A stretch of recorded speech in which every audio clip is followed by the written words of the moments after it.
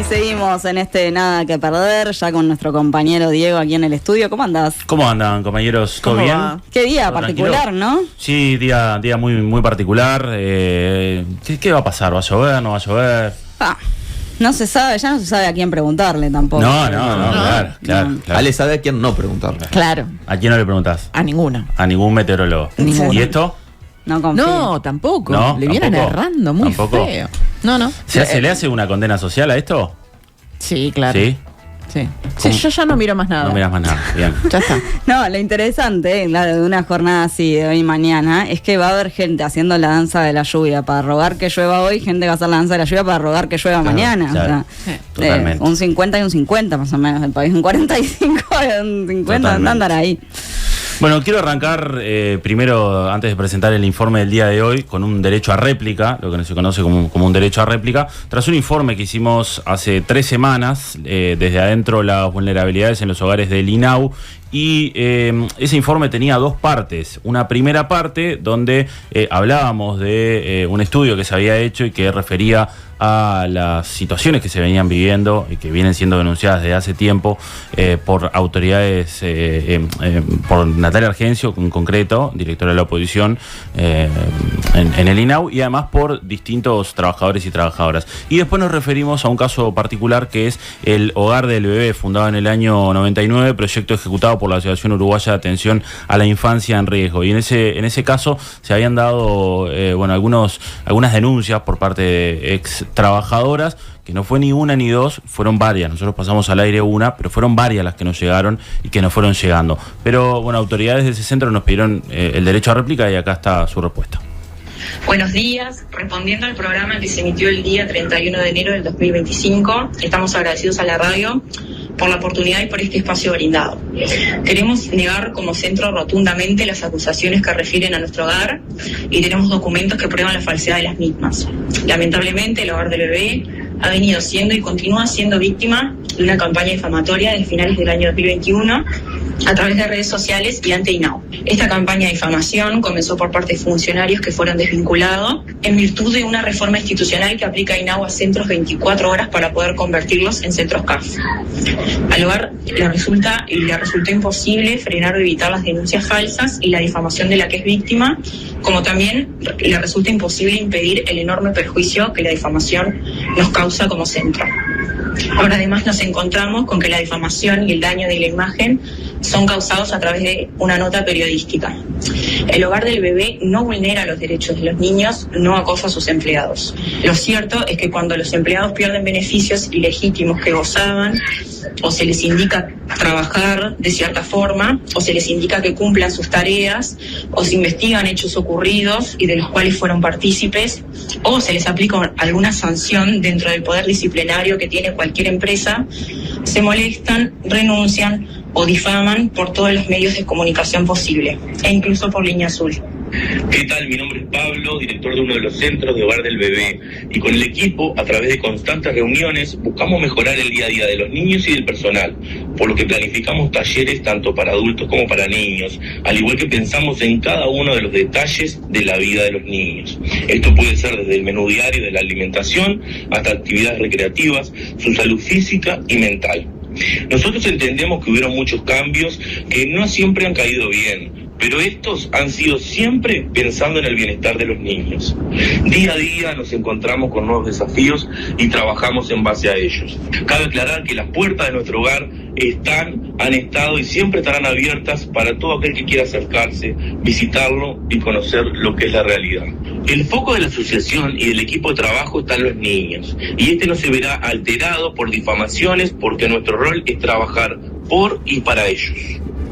Bien, brevemente agregar que lo que estamos viendo obviamente son imágenes del hogar que nos mandaron para vestir la nota, y la nota señala que es una campaña de difamación de exfuncionarias que se fueron y que están difamando, digamos, y ensuciando de alguna manera la situación del Hogar del Bebé. Así que aclarado este asunto, nos metemos con el tema del día de hoy. Solo somos murguistas, humildes artistas sobre este tablado. Laburantes que miran, escuchan y opinan como en todos lados.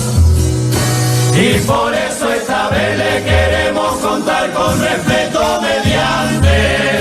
¿Qué vamos a esperar de quien tiene la suerte de ser gobernante? Ya sabemos, no es fácil, señor presidente, su nueva tarea, pero tenga cuidado que cuando se suben las luces marea. Y para su gestión va a empezar la canción con un simple pedido: no se abuse de cargo y no meta dedo a los de su partido. No devuelva. Hace 5 años la murga Doña Bastarda le dedicaba una carta al presidente a la asunción de este nuevo gobierno. Bueno, un nuevo gobierno que 5 años pasaron y hoy llega a su fin. ¿Cómo pasa el tiempo tan rápido?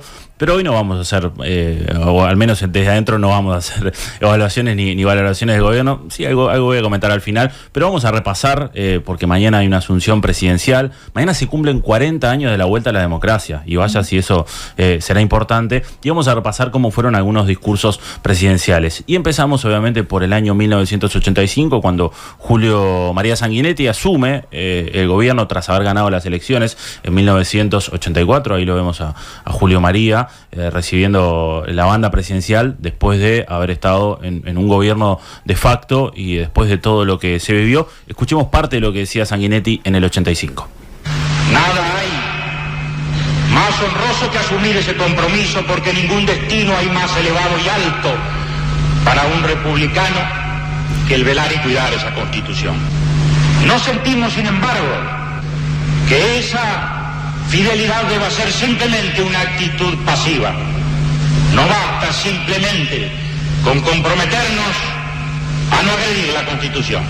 Se trata de que la constitucionalidad sea una política. Se trata de que la constitucionalidad sea una voluntad que desarrollemos activamente. Nada nos compromete más que ello. Todos los pasos, toda nuestra voluntad, toda nuestra energía va a estar volcada a ese supremo y superior objetivo. Esta república que nació para la democracia ha vivido 11 años de gobierno de facto, y ello no ocurrirá más, no solo porque el presidente respetará la Constitución, sino porque todos los uruguayos la vamos a defender y haremos de ello un haz de voluntad y de energía que hará de esto una gran causa nacional, la gran causa que nos convoca. Bueno, ahí parte del discurso de Sanguinetti. Se hablaba distinto en los 80, ¿no? Se hablaba como una voz neutral ahí, media rara. Y qué fotos también que estamos viendo. Sí, unas fotos que estuvimos en un gran trabajo de investigación, fotos de época. Un gobierno del de Sanguinetti. Fotos de época, parece que estamos viendo. Ayer hablaba con Daniel Chaschetti algunos apuntes, sobre todo para tener de lo que fue el primer gobierno de Sanguinetti, un gobierno meramente de transición, dice, no meramente, pero un gobierno que gran parte tuvo que ver con una transición de pasar del golpe a la democracia, de ver qué se hacía con obviamente la situación de los militares. Estuvo la ley de amnistía, eliminar todo lo antidemocrático que había dentro del Estado. Con cuántas cuentas pendientes que quedaban. Exactamente, señala Chaschetti que lo económico fue un periodo bastante flojo y que probablemente eso haya tenido que ver también con que el gobierno de Sanguinetti no haya sido reelecto o el partido de Sanguinetti no haya sido reelecto para el año o para las elecciones del 89. Entonces un gobierno que tiene que se encuentra y tiene que hacer caso a lo que venía sucediendo hace poco y ver qué sucedía con todo eso, cómo reinstitucionalizar un Estado que venía totalmente antidemocrático. Se acordar a Julio César Míguez cuando habla de la reinstitucionalización. Exactamente. Pasemos a el año 1990, donde la calle Herrera asume y de esta forma asume. Señoras y señores, al iniciar el periodo de ejercicio del mandato que me fuera conferido por la ciudadanía en el mes de noviembre pasado, debo exponer ante el país y su legítima representación parlamentaria algunas de las ideas que desde hoy ocuparán el centro de mi preocupación y de mi esperanza. El comicio del que provienen los poderes que ostentamos, tanto legisladores como integrantes del Poder Ejecutivo, han sido una vez más ejemplares y constituyen motivo legítimo de orgullo nacional. Nunca es más oriental un oriental que ante la urna. en pleno goce de sus derechos, respetando y siendo respetado en la manifestación de su voluntad cívica. Legitimidad inatacable. Bueno, parte del discurso de la calle Herrera, la cara que tiene la de las colitas arriba, me mata. Una cara de feliz cumpleaños. Y ahí vemos a un joven, a un niño, la calle Pou, sí, con una remera ahí de cocodrilo. Bueno, un gobierno de la calle Herrera que Chaschetti me decía que fue con una agenda muy audaz y que apuntó a políticas liberales en sintonía con lo que venía sucediendo en la época, en distintas partes del mundo. Sí, hablaba de consenso de Washington, por ejemplo, bueno, ideas privatizadoras, un gobierno que asume con un 123% de inflación, que la fue bajando, que la fue controlando, un gobierno, bueno, en esto de caídas de los monopolios, recordemos la ley de empresas públicas, el referéndum del 92, que queda truncada cuando, digamos que Sanguinetti rompe con los acuerdos con el gobierno de la calle Herrera, un gobierno, me señala Chaschetti, que apunta mucho a lo macroeconómico, a la importancia. Es ahí, me señala, donde se le empieza a dar importancia a la inflación, al déficit fiscal, a la renta también, para poder bajar eso. Y bueno, se asume con 123% de inflación y se va bajando. Un gobierno, obviamente, muy recordado por los casos de corrupción, ¿no? Sí. Casos enormes de corrupción, de bancos, etcétera, que hacen que bueno, este gobierno no sea reelecto para las elecciones del 94. Sí, claro, un gobierno de la desregulación, como decías, eso acorde a lo que sucedía en la región, lo que pasó en Chile, ¿no? Como ahí sí el empuje privatizador y las políticas liberales arrasan absolutamente. Y por otro lado, a lo largo de estas dos primeras presidencias, cómo se va consolidando más que la memoria, el olvido también, ¿no? Porque totalmente quedan pendientes cuestiones vinculadas a la dictadura cívico-militar que se van enterrando. Sí, totalmente. Bueno, y Chaschetti también me señalaba que los casos de corrupción son apuntados muy fuertemente por la propia interna del Partido Nacional, con Ramírez a la cabeza, que era el otro líder que tenía el partido. Pasemos a 1995, nuevamente Julio María Sanguinetti, después de una elección de 1994 muy reñida, gana la elección, una elección para el infarto, y asume en 1995, y esto decía. Más allá de este convencionalismo, sin embargo, existe una realidad. Sabemos todos, hemos entrado en una nueva era de la civilización. Hemos entrado en una nueva era de nuestra América Latina. Hemos entrado en una nueva era de nuestra región y de nuestra propia patria. Sabemos que tenemos por delante un mundo lleno de certezas, pero también un mundo lleno de incertidumbres y de misterios.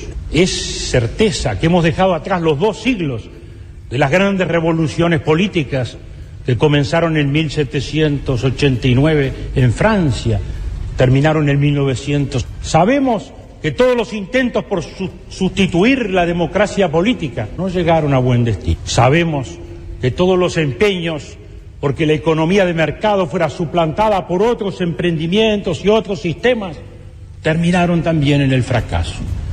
Sabemos que estamos viviendo hoy una globalización de la información y de las finanzas que hace que una situación que ocurre en México de inmediato se traslade no solo a todo nuestro continente, sino al mundo. Avísenle a Tabaré Vázquez que todavía le quedan 2 periodos para asumir. Todavía le quedan 2 periodos para asumir, que no asumió todavía, que no se cuela ahí en la imagen de Sanguinetti. Yo sé que quieren mucho llegar a eso, pero bueno, el gobierno de Sanguinetti, el segundo gobierno de Sanguinetti, Chaschetti me lo definía como el más exitoso de los dos. Forma coalición con Volonté, que fue el más votado dentro del Partido Nacional. Me señala que se retoma lo pendiente que había quedado del gobierno anterior de la calle Herrera, que hay algunos puntos como la reforma de la seguridad social. Recordemos, se reforma la Constitución en este periodo, ¿no? La Constitución del 96, donde se empieza a hablar me señala de familias ideológicas, y es así como se da esta reforma constitucional, donde aparece el balotaje, donde estas familias ideológicas que, el Partido Colorado, el Partido Nacional, por otro lado el Frente Amplio, que seguía creciendo, que no paraba de crecer, y bueno, se da esta reforma constitucional, la más importante desde 1917, donde bueno, se dan cambios en la política uruguaya y se eliminan las candidaturas múltiples de los partidos, y eso se sustituye por la elección interna que todos conocemos. ¿No querés agregar algo más de este gobierno? No, ya estabas nacida, no te hagas la tonta. Sí, claro. Yo también, tenía 5 años. Éramos chiquitos. Bueno, pasamos ahora sí a un gobierno que, como decíamos, termina siendo muy exitoso, el segundo gobierno de Julio María Sanguinetti, porque, bueno, entre otras cosas, termina siendo reelegido el Partido Colorado, también con estos cambios, ¿no? Se da este cambio de que por primera vez se va a balotaje, y en segunda vuelta el Frente Amplio, que crece enormemente, porque es un partido que crece enormemente en las urnas, termina perdiendo en el mano a mano Tabaré Vázquez con Jorge Valle, y gana Jorge Valle, quien asume en el año 2000, y esto decía. Todos estos caminos conducentes a mejorar la economía tienen un solo objetivo, uno solo: el bienestar de los ciudadanos, la justicia, la solidaridad, la igualdad de oportunidades y la libertad, entre otras, son las que nos van a permitir atender nuestras obligaciones con la salud, a la cual el Uruguay le destina el 10% del producto, y para cuyo ordenamiento tenemos el honor de haber podido pedirle y que él haya aceptado al ex decano de la Facultad de Medicina, el doctor Duyá, que sea nuestro director nacional de salud. Asimismo, nos permitirán ocuparnos de temas fundamentales como educación, seguridad, vivienda. Estas medidas le darán a los ciudadanos del Uruguay las condiciones de vida a las que tienen derecho por el solo hecho de ser, de existir y de vivir en este país de libertad y de justicia. Bueno, escuchamos a Jorge Valle, un gran político, en un discurso, bueno, bien característico de Jorge Valle. Ahí en una de las fotos se ve atrás ahí a Leonardo Costa, un joven Leonardo Costa. Y tenemos a Luis Hierro López, ¿no? Hierro López, exactamente, vicepresidente de Jorge Valle, pero Neco Costa, que también siendo prosecretario del gobierno de Jorge Valle, un gobierno que termina siendo marcado por la crisis, ¿no? Sí. Por la enorme crisis, sí, claro, del año 2002. Bueno, hablamos bastante en el año 2022 justamente, ¿no? Cuando se cumplieron 20 años de esta crisis, y le dedicamos varios capítulos a esto, pero bueno, una crisis que dejó enormes consecuencias para el país, en lo social, en lo económico, en lo cultural, un país que queda en ruinas, un país que se tiene que acomodar también rápidamente. Es el propio gobierno también del Partido Colorado el que en algún momento logra reacomodar esa crisis, que pega muy duro, pero claro, políticamente tiene un costo enorme. Que no es solo el Partido Colorado, ¿no? Porque se hace también, el cambio, ¿no? Claro. Pasa a estar a Chugarri, y en realidad siempre se habla de cómo el sistema político, los sindicatos, ¿no? El sindicato de AEU, los bancarios, fueron fundamentales ahí en contribuir a una salida conjunta del país. Sí, totalmente. Bueno, recomendable, por supuesto, la película documental de Jorge Valle para ver. No la vi. ¿No la viste? No la vi. ¿Te emocionaste? Me quebré hablando de Jorge Valle. Y bueno, pasemos a un cambio obviamente sustancial, un quiebre en la historia de este país, que es la llegada al poder por primera vez en la historia de los gobiernos de izquierda. Y ahora sí, Tabaré Vázquez, tras ganar las elecciones en el año 2004 sin ir a balotaje, ganando en primera vuelta, asume 1 de marzo de 2005, y esto decía: Señor presidente de la Asamblea General, en primer lugar, que no he venido solo. Llego a la presidencia de la República junto a cientos de miles de compatriotas que el pasado 31 de octubre se expresaron soberana y democráticamente a favor de un proyecto de país mejor para todas las uruguayas y todos los uruguayos. En segundo término, que venimos de lejos. Nos inspiran e impulsan los principios de libertad, solidaridad e igualdad de oportunidades para todos los uruguayos, tan presentes en el ideario de nuestro padre Artigas y aún hoy tan plenamente vigentes. Libertad, porque la libertad es un impulso que no garantiza la felicidad humana, pero asegura la condición humana. Libertad para ser felices, libertad para ser independientes y tener intereses privados, libertad para colaborar en la construcción de un mundo donde a nadie se le estafe la oportunidad y la ocasión de ser feliz. Bueno, el concepto de libertad ahí mencionado por Tabaré Vázquez, Schiachetti también me señalaba que esta agenda del Frente Amplio de 2005 es una de las agendas más audaces, digamos, como fue la del segundo periodo de Sanguinetti, por todo lo que genera y todo lo que representa la llegada también de la izquierda al poder, pero un montón de cambios que se terminan dando a nivel político. Bueno, recordemos que se asume un país con una enorme situación de pobreza, con cifras muy altas. Se crea el Ministerio de Desarrollo Social, se empieza a trabajar en políticas sociales, en políticas de apoyo. Se empieza a trabajar obviamente en la conformación de una agenda de derechos.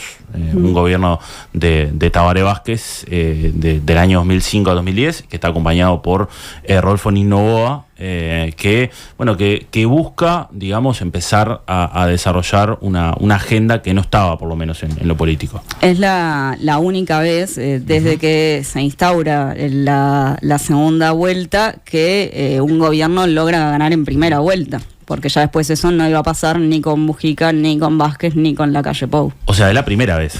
Primera y única. Primera y única, exactamente. No. Primera y única. Que se gana en primera vuelta. Exacto. Leyes que se empiezan a discutir, historias que se empiezan a discutir, el recordado veto de Tabaré Vázquez a la ley de interrupción voluntaria, ley del aborto, discusiones que empiezan a aparecer sobre la mesa, pero un gobierno muy exitoso, este primero del Frente Amplio de Tabaré Vázquez, que logra ir a las urnas sin ganar en esta elección donde Mujica va con Lacalle Herrera en primera vuelta, pero que después en segunda vuelta gana holgadamente, y asume José Mujica contra todo pronóstico en la historia de la política uruguaya, de que por el estilo de Mujica, por la edad que tenía Mujica, gana el gobierno y termina ganando y asume el 1 de marzo del año 2010, y esto decía: bueno, es bueno en la vida recordar que nadie es más que nadie y saber que gobernar es construir equipos. Por eso le quiero pedir a mi compañero de fórmula que entregue un saludo, que les entregue un abrazo. Pero antes de eso, queridos compañeros, antes de eso, yo invité a un amigo que está acá.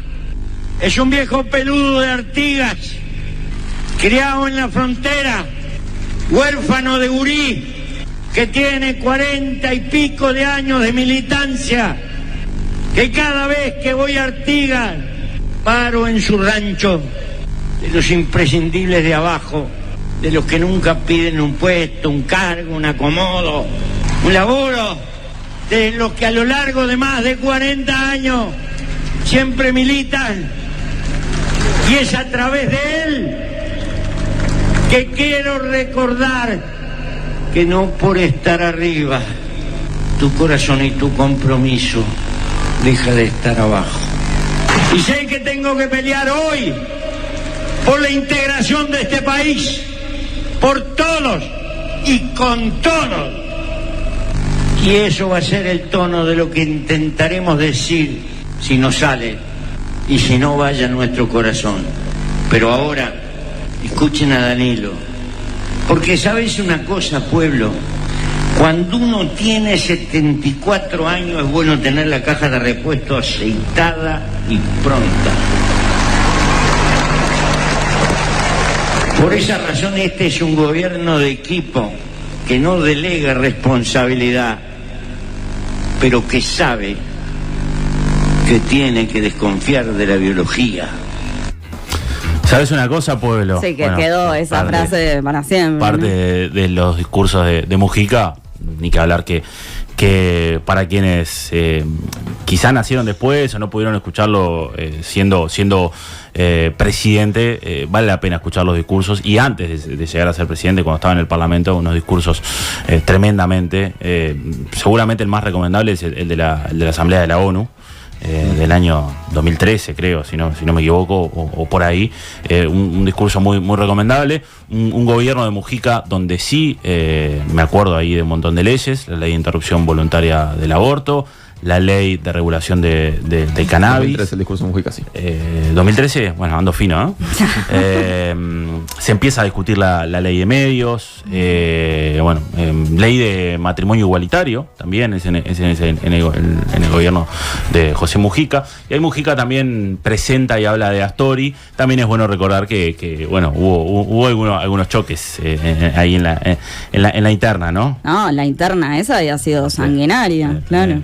En ese gobierno. Pero no solo me refiero a la previa, ¿no? Claro, cuando se decidió. No, claro, yo hablo ya siendo presidente. No, y ahí hubo todos sus cortocircuitos, pero lo que había sido brutal había sido, claro, definir quién iba a ser el candidato a la presidencia. Uh-huh. Sí, exacto. Sí, gana holgadamente la interna, se la gana, bueno, no sé si holgadamente, pero se la gana con aire Mujica la interna a Astori. Y bueno, y este gobierno de Mujica también es exitoso, también es bueno, y cuando se va a la reelección, digamos, de partido, Tabaré Vázquez, que además la figura de Tabaré Vázquez como candidato era muy fuerte, le termina ganando la interna a la calle Pou en el año 2014 y asume el 1 de marzo de 2015 de esta forma. Por feliz coincidencia, en este momento histórico se cumplen 200 años del reglamento provisorio de tierras, a través del cual nuestro prócer Artigas, en el apogeo de su gobierno y desde Villa Purificación, afirmara en conocida y célebre frase el principio que los más infelices sean los más privilegiados. Creo entonces propicia esta circunstancia para recordar los valores que animaran al gobierno artiguista. No se trata de una mera rememoración de ocasión, sino que estos valores serán los referentes axiológicos que inspirarán y animarán las políticas y medidas concretas que desde nuestro gobierno impulsaremos.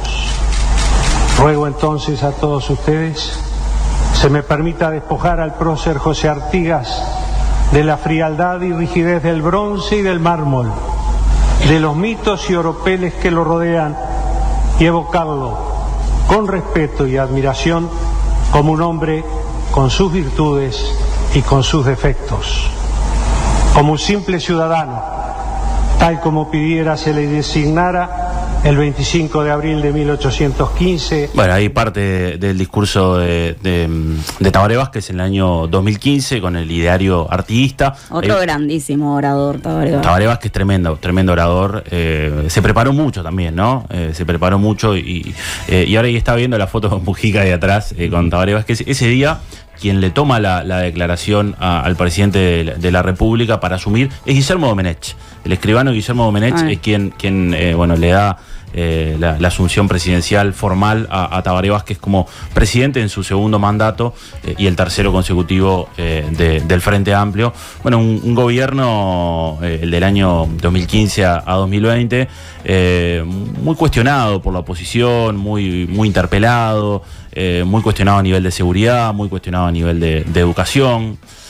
No sé qué otro recuerdo tienen. No, bueno, pensaba por un lado que la gran insignia de ese gobierno, el buque insignia, iba a ser esto del sistema de cuidados, que no se pudo terminar de consolidar, pero claro, esa era la bandera en ese momento, porque se había pasado ya por otras cosas, como hablábamos, ¿no? Bueno, el primer gobierno del Frente Amplio, con la creación del MIDES, una reforma en materia económica, la reforma en el sistema de salud, y el sistema de cuidados era la gran idea, la gran apuesta entre otros proyectos, por supuesto, pero de lo que se hablaba con mucho ímpetu en ese momento, que sin duda fue un logro enorme y para mucha gente un alivio tremendo el contar con el sistema de cuidado, pero claro, lo que siempre se entendió es que no terminó de consolidarse eso.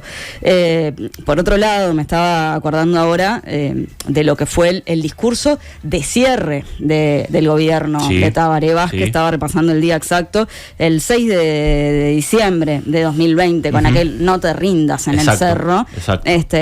Que claro, yo creo que con esto que decía de grandísimo orador, el manejo que hizo ahí, me acuerdo de estar en ese momento y pensar el manejo que está haciendo este hombre de los tiempos. Hace algunos meses había fallecido María Auxiliadora, su esposa. También. Hace algunos meses, en el año 2019.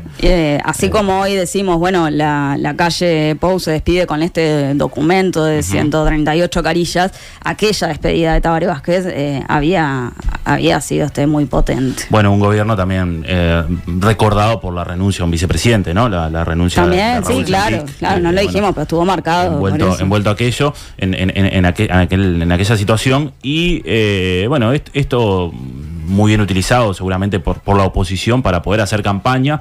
Y bueno, hay una elección que termina siendo ganada de forma muy reñida, con un 1%. Recordar eso siempre, que el gobierno de la calle Pou llega al gobierno tras el balotaje con Daniel Martínez y le gana por un 1%, por aproximadamente unos 30.000 votos. O sea, la forma en la que llega es muy estrecha. Después de algo lógico que tiene que ver con el desgaste, ¿no? De haber estado durante 3 periodos al frente del país, ¿no? Porque obviamente los primeros cimbronazos se vieron en el primer gobierno de Tabaré Vázquez, donde se notaron claramente los cambios. Esto se consolida con el gobierno de Mujica, y ya en el tercer periodo, bueno, la gente tenía quizás más reclamos que festejos, porque te empezás a acostumbrar a ciertos derechos, ¿no? Y quizás no se valora un camino andado, y bueno, con una, como ustedes dicen, ¿no? Con una oposición muy fuerte. Recordando la campaña que el otro día hablábamos, no sé por qué hablábamos el miércoles de esto, por las promesas de la calle Pou, las promesas en campaña. Hay una enorme promesa por una situación que se vivía, que obviamente se vivía en la región y en el mundo, y pegó en Uruguay, que tenía que ver con la seguridad. Esa fue una gran insignia de campaña por parte del gobierno de la calle Pou, es cierto. Los años 2018 y 2019 fueron durísimos a nivel de seguridad, pero no estamos mejor en eso. De hecho, estamos peor. Y eso lo marcan los indicadores. Y una situación económica que también se hizo mucho énfasis de, bueno, vamos a bajar el déficit fiscal, el Estado gasta mucho, y gasta mucho en determinados sectores, en políticas sociales, etcétera, y no se bajó el déficit. Se gastó mucho en salud pública durante el último periodo de Tabaré Vázquez, y no se dijo lo que se estaba haciendo. Recién se remonta a lo último, cuando está terminando el periodo y comenzando la campaña electoral, se empieza a decir, bueno, todo lo que se hizo, por ejemplo, en ACE, se dice allí a último momento, y la gente no tenía ni idea en realidad de lo que se estaba haciendo allí. Bueno, termina ganando la calle Pou, y el 1 de marzo del año 2020 asume y lo asume de esta manera. La base última y fundamental es una ciudadanía comprometida y responsable, que ejerce sus derechos y asume sus obligaciones. A la democracia uruguaya la construyen quienes votan cada 5 años, eligiendo de manera libre y soberana a quienes van a representarlos. Lo construyen los militantes políticos y sociales que dejan de tiempo de su vida para la causa común. Lo construyen los profesionales de la comunicación que nos suministran información y alimentan el debate público. La construyen los docentes que ayudan a las nuevas generaciones a ejercer ciudadanía y perseguir sus proyectos personales. La construyen también los intelectuales y los agentes culturales que nos ayudan a entender el sentido profundo de nuestras decisiones. La construyen quienes trabajan, quienes emprenden, quienes producen, quienes comercian, porque ellos son los que aseguran la base material necesaria para que podamos cumplir nuestros sueños de libertad, justicia y oportunidades. La construyen los funcionarios públicos En cada Bueno, la construyen los docentes no fueron tomados en cuenta en este gobierno y en esto es claro, y la calle Pou hasta hace un par de semanas lo decía, acá nosotros gobernamos y la pulseada, acá no hay pulseada, acá nosotros somos los que gobernamos. La construyen los pequeños empresarios, bueno, acá claramente... quienes se vieron favorecidos no fueron los pequeños empresarios, sí, sino los grandes empresarios. Y además, por una concepción ideológica, es claro esto, y siempre se reconoció por parte de este gobierno, que se entendía que era donde se tenía que poner el foco, en los grandes empresarios, que eso iba a beneficiar al resto. Mencionaba a los funcionarios públicos también, bueno, se acotó la cantidad de trabajadores públicos o funcionarios porque se entendía que era un gasto innecesario, y eso bueno, lamentablemente repercutió en que varios servicios públicos tuvieran un enorme déficit atencional y de servicios, etcétera. Pero estaba simplemente analizando o recordando cosas que decía la calle Pou ahí en su discurso.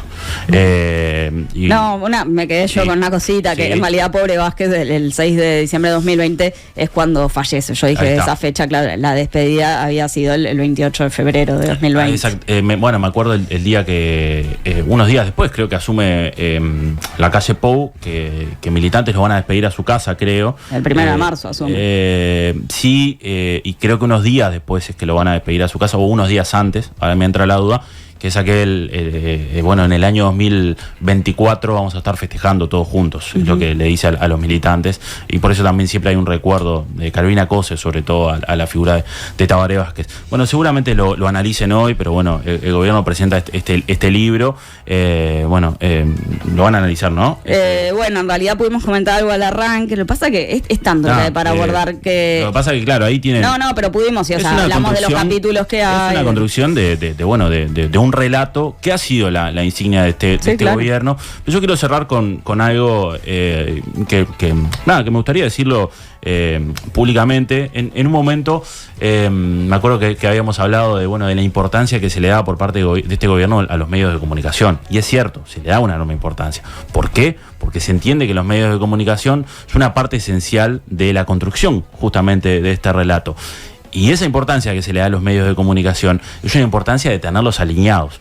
Cuando algunos no estuvimos alineados, se nos lo hizo saber eso, se nos lo hizo notar, mediante mensajes, mediante llamadas, llámenle como quieran. A mí me llamaron varias veces, me escribieron varias veces, sé que pasaron otras cosas que no me interesan, pero fue un gobierno que cuando quisimos hacer nuestro trabajo, los periodistas, y hablo de los periodistas, no hablo de otros rubros, hablarán los que estén en esos rubros, los sindicatos, los empresarios, los maestros, los docentes. A los periodistas se nos hizo notar que cuando nos metíamos en determinados temas, cuando preguntábamos de determinada manera, molestaba eso. Y eso nos lo hicieron saber. Y esa fue la importancia que le dio el gobierno de la calle Pou a los medios de comunicación, el control, el tenerlos controlados, el tenerlos alineados. Y cuando uno no estaba en esa línea, molestaba. Y bueno, y hoy que se llega al último día del gobierno, lo puedo decir. Incluso en un momento a mí me eliminaron de la lista de difusión de Presidencia cuando se dio una información, que ni siquiera era mía la información, que incluso la dimos acá, que tenía que ver con el jefe de comunicación presidencial, que le pedía favores a Astesiano, que habían salido en el libro de Lucas Silva, por ejemplo. Pero chicanas de esas, 1000. Y acá seguimos. Una cosa, está bien, es la figura del presidente. Decir que llamaditas a los medios y demás siempre hubo, ¿no? En todos los gobiernos. Por supuesto, por supuesto. Eso existió y va a seguir existiendo. Yo no lo tengo tan claro. Yo digo lo que me pasó ahora, que me llamaban a mí. A mí directamente. Está bien, pero lo digo porque... Nunca ningún jefe me dijo nada. Empezaron a llamar. Sé que llamadas hubo siempre. Siempre hubo. Políticos que se pasaban por las redacciones. Sí, presidentes que llamaban a periodistas era muy común. Y bueno, nada. Estoy de acuerdo que la política de comunicación en general, no sé qué, fue muy contundente. Se le dio importancia porque se entendía que... Y los favores a los canales. De esa forma se llegó, que de esa forma se llegó al gobierno, seguramente, por ayudar a construir este relato y la forma de difundirlo, cuál es, a través de los medios. O sea, nos damos cuenta del papel que tienen los medios hoy. Muchas gracias, Diego. Gracias a ustedes. Nada que perder. Producción general, Enzo Adinolfi.